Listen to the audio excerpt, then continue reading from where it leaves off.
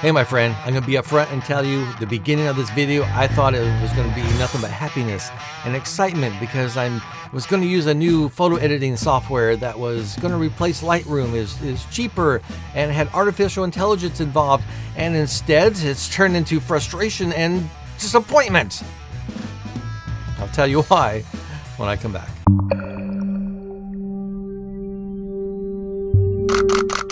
What photo editing program am I talking about? Well, I'm talking about Luminar 4. It's put out by a company called Skylum. They've been around for a little while, of course. Luminar 3, I looked at and thought about that could be kind of fun, a good replacement for Lightroom. However, it was really buggy, lots of problems with it, and it was really slow and lots of crashes. So I said no to that. The Luminar 4 came out, which is supposedly going to fix all those things. As you can see, it does lots of cool things. You can embed objects. You can replace the sky, which I thought could help with some sports photography, and a bunch of other stuff. And of course, everybody gives it now rave reviews, SLR lounge, f-stoppers. Everybody seems to really like it. And there are many video influencers who use it as well, and they can't say enough about it. So I decided, what the heck, let's give this thing a shot, because I hadn't seen anybody using it for sports photography. I've seen it with portraits, I've seen it with landscape, and it works really well. But you know, sports photographers, our elements are so rapidly changing. One minute we're in a dark, dingy gymnasium with nothing but creepy crawlers around. And then we're out there in the bright sky, maybe shooting soccer or something like that. So it's a little bit different avenue for people to use, and I thought, let's just see how well it works. And then the frustration kicked in. I downloaded it, and yes, frustration kicked in. Installation was a breeze, really easy, straightforward, no problems with that. And then I started the program up, and I noticed it seemed to be taking a very long time to load. So what did I do? I put a timer on it. You're going to see that right now. So I have a timer set up right here. I'm going to hit this, and this has been previously recorded. I did a screen capture for it for you guys earlier. And what is going to happen is I'm going to start Luminar 4, and then I'm going to start the timer, and we'll see how long it takes for the program to fully load. Here we go. Boom, boom. Okay, we're at 15, 18, 22, 26, 30 seconds right there. It's loaded. No, not quite yet. What we have loaded is just the image gallery. Well, let's keep going then. And we're still going. Look at this. Look at that. Oh, 48 seconds for the program to load. Now, yes, programs take some time to load. I can understand that. Photoshop takes 16 to 20 seconds on my computer. Lightroom takes around 23 on an average. I have no problem with that. So what happens if you want to move from one image to the other? Well, let's just see how long that takes, shall we? So we've got this image. I'm back up just a little bit for you guys. So I'm going to go from this image to the next image, and let's see how long it takes to load. All right, here we go. And we're cruising along. We're at 16 seconds. Took 16 seconds for one image to load. So I decided, well, let's try another image. We go to this image. That took 3 seconds to load. That's easy. I can handle that. Now, what about the next image? Okay, we're going to a football image now. And again, 14 seconds. That doesn't seem like a lot of time, but if you take 16 seconds, let's say an average of 14 seconds. You have 1,000 photos per event. Say you shoot sometimes 3 or 4 events a week. That's 4,000 images. Multiply that times 14 seconds. Divide that by 60. You can see where I'm going. That's a lot of your time. And as a photographer, sometimes you don't have that much time because you have to get these images pushed out to the public so they can see them, or maybe pushed out to your client so you can get some income, right? So you reach out to support and they give you the same canned response. Does your computer meet the minimum qualifications? Do you have some programs running that shouldn't be running? You know, check this, that, blah, blah, blah. I'm not a newbie when it comes to computers. I'm a computer repair technician. I have a background in that, as well as IT for local government. So I think I know computers pretty well. And before I even did these tests, I did a clean reboot. So basically what I did is I shut down the computer, I unplugged it, and then I hit the power button. Because even if you unplug it, there's still some electricity moving around the circuitry. So I pushed the power button to get rid of all that, then I plugged it in and started everything back up and made sure there were no programs running I didn't want to run. Oh, another really interesting fact. When you start up Luminar 4, it was using 100% of my CPU. 100%.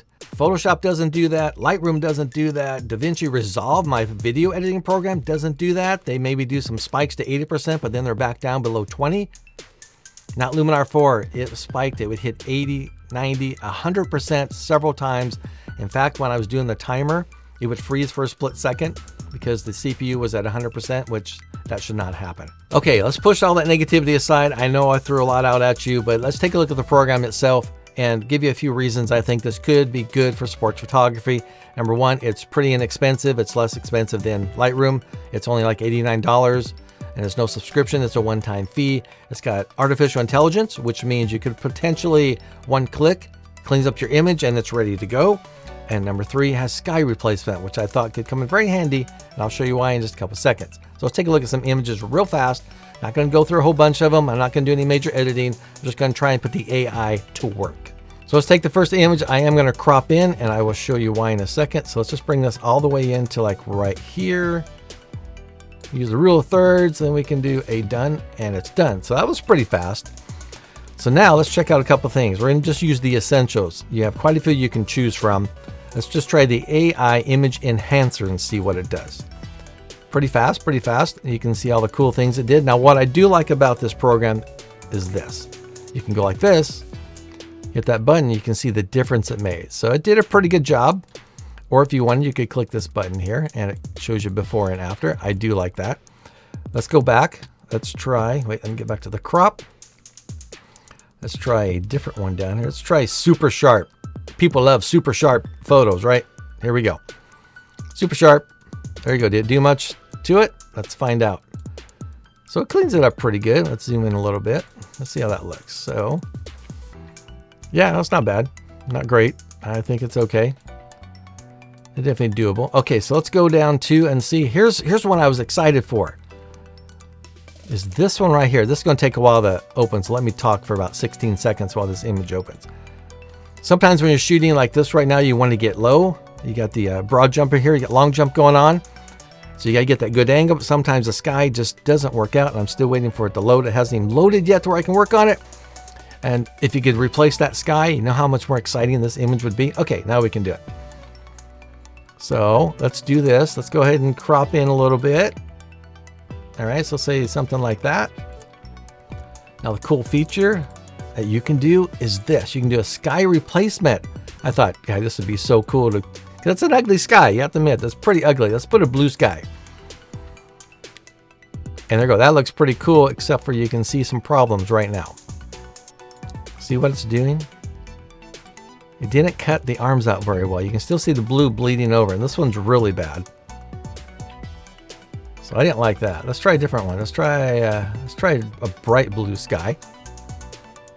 Which again, you still got some problems there. So it had some potential of working really well, but it's just not living up to expectations. Now to give you an idea of what I was thinking, if you go to a landscape image, right here, this one doesn't take long to load if I remember correctly. There's a cool landscape image. It's completely blue background. So what if you change that? Well, if you wanted to go to,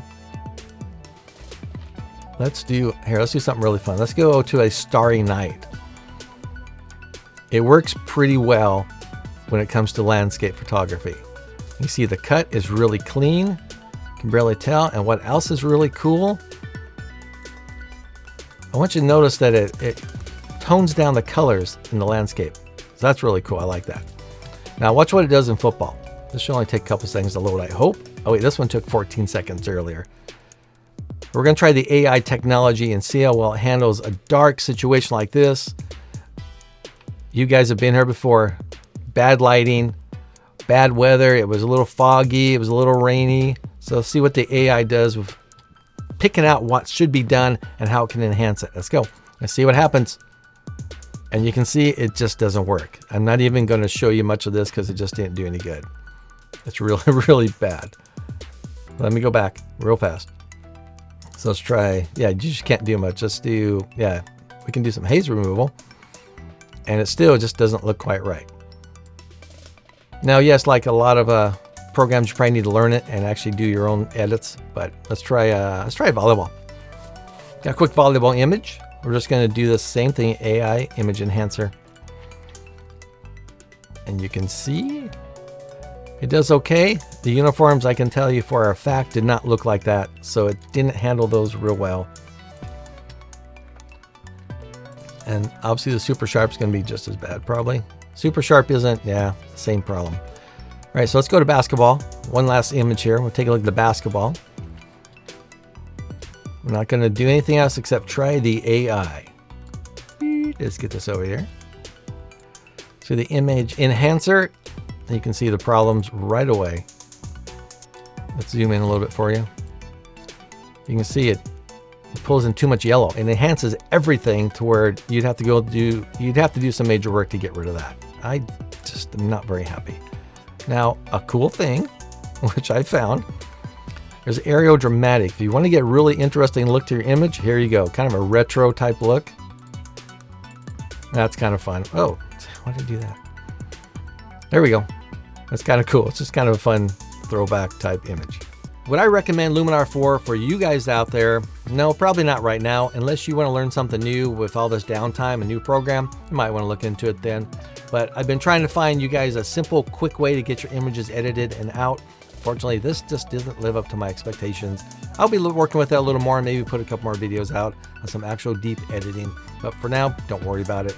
And if you're trying to make some money during the pandemic and you're not sure how, check out this video here. Or if you want to learn about my photography breakup, check out this video. All right, thank you for joining me, everybody. And don't forget, do not get out and shoot.